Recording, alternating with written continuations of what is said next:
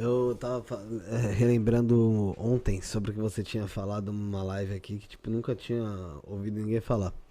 Que eu falei que uma vez você até comentou que o bigodinho, até ele ia ter que evoluir.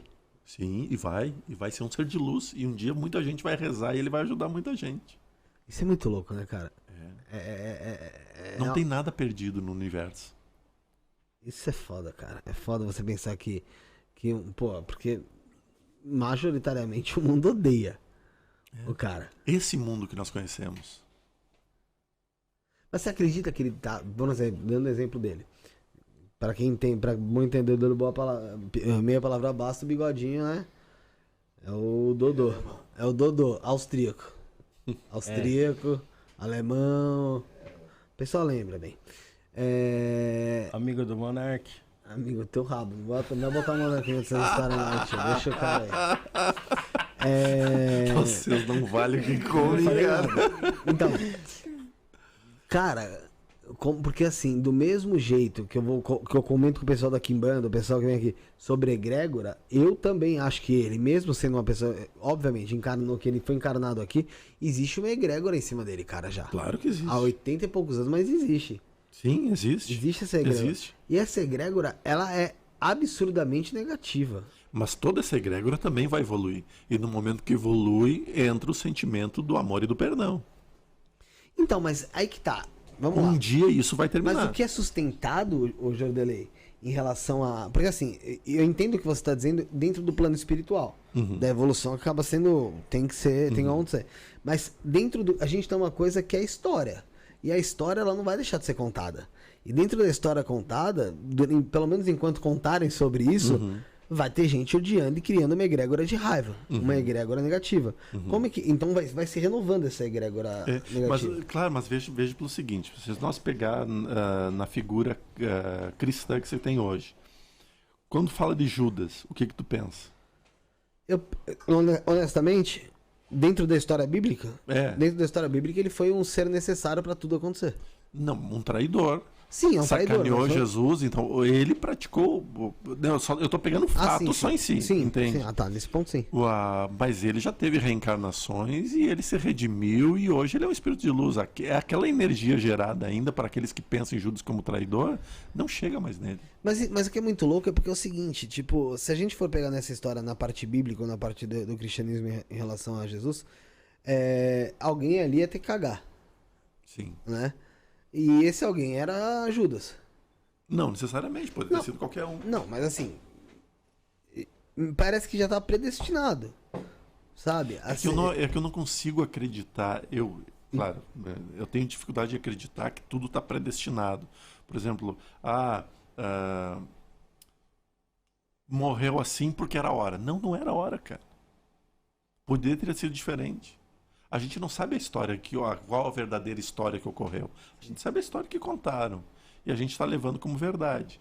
E veja, por exemplo, o processo da Virgem Maria. Vamos criar um assunto polêmico aí. Se tu botar na pesquisa, na história, 1850 foi decidido que Maria tinha que ser virgem.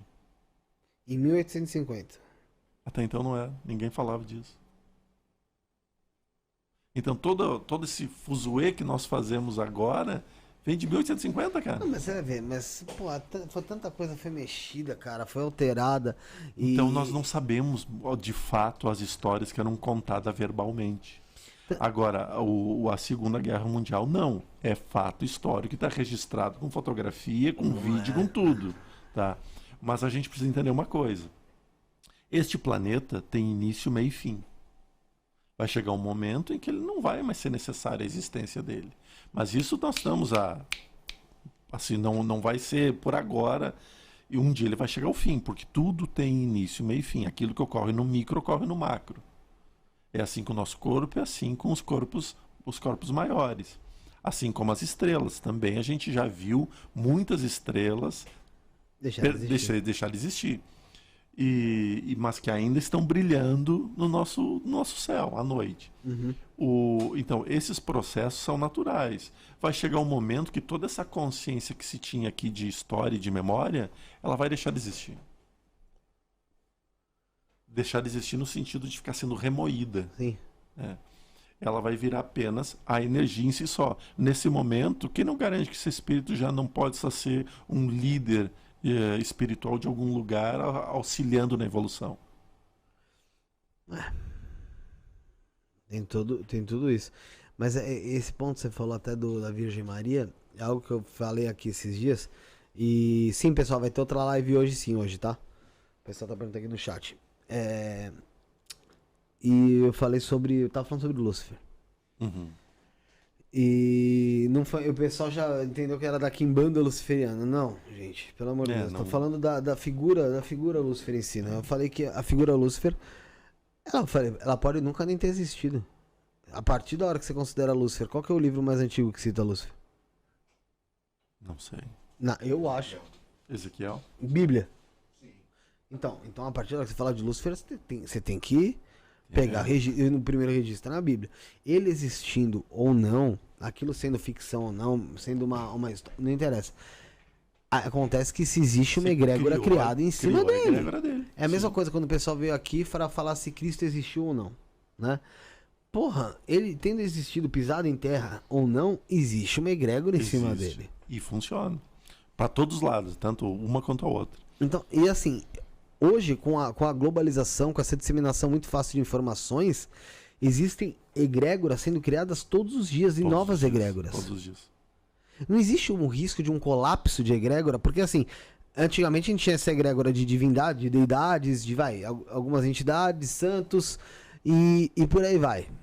Mas assim, nesse ponto, hoje em dia, justamente por causa dessa globalização, e até pelo fato da nossa carência de ídolos e de coisas do tipo, a gente tem aí a gente fica suscetível a adorar pessoas que estão encarnadas na mesma época que a gente, vivas, e de repente essas pessoas morrem. E cara, acontece igual ao Ayrton Senna, por exemplo, que hoje em dia já tem gente. Tem um milagreiro lá no cemitério. Já tem um milagreiro no cemitério pro Ayrton Senna. Então, assim, já existe uma egrégora em cima de um cara que tava vivo em 94. Fora outras pessoas que também devem ter. Mas assim, como é que essa criação de egrégora de forma assim efusiva, acontecendo praticamente todos os dias, como isso se encaixa no plano espiritual? É que isso tem tendência de terminar. A tendência é que isso termine, por mais que agora esteja crescendo.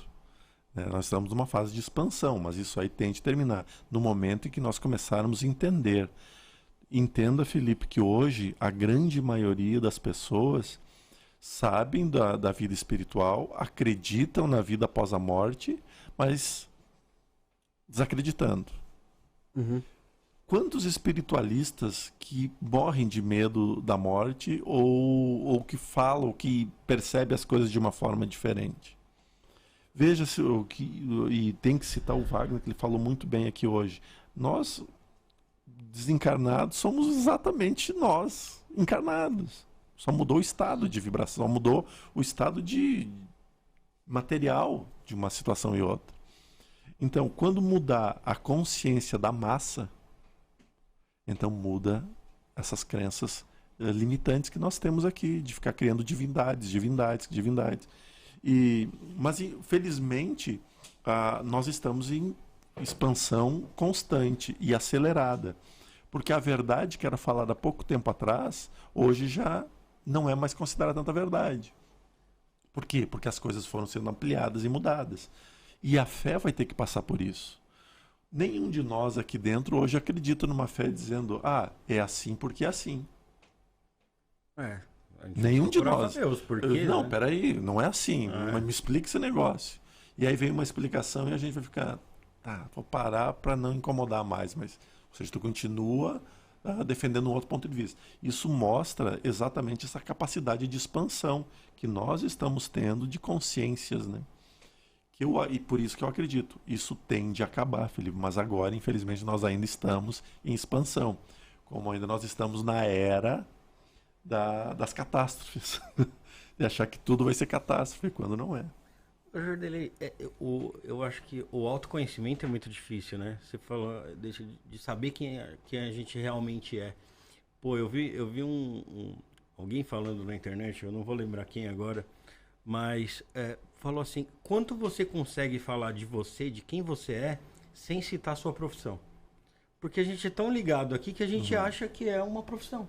É. Né? E na verdade a gente é muito mais do que isso. O que move a nossa vida? O que faz a gente acordar todo dia? Quem que a gente realmente é? Uma excelente pergunta. Eu não saberia responder nem quem eu sou. Você é muito louco, mano. Sei lá. Mano, é. Quem sou eu? Quem é o Quanto Felipe? tempo eu teria que falar de mim? Sei, cara. Currículo 20 a milhão aqui. É uma pessoa perdida. 5 minutos eu consigo. Vou falar uma pessoa que... É que assim... Mas por que a gente tem que falar de nós? Quem a gente é? A gente não sabe nem quem é a gente mesmo, pô.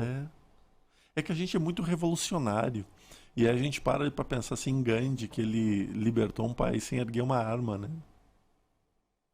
Hoje em dia eu quero ver fazer isso. O bagulho tá louco. Hoje em Cara, dia... tem aquela história dele, né, que a rainha pediu pra falar com ele. E aí ele tava indo, não, o senhor não pode sim, tem que usar essa roupa que era um smoke.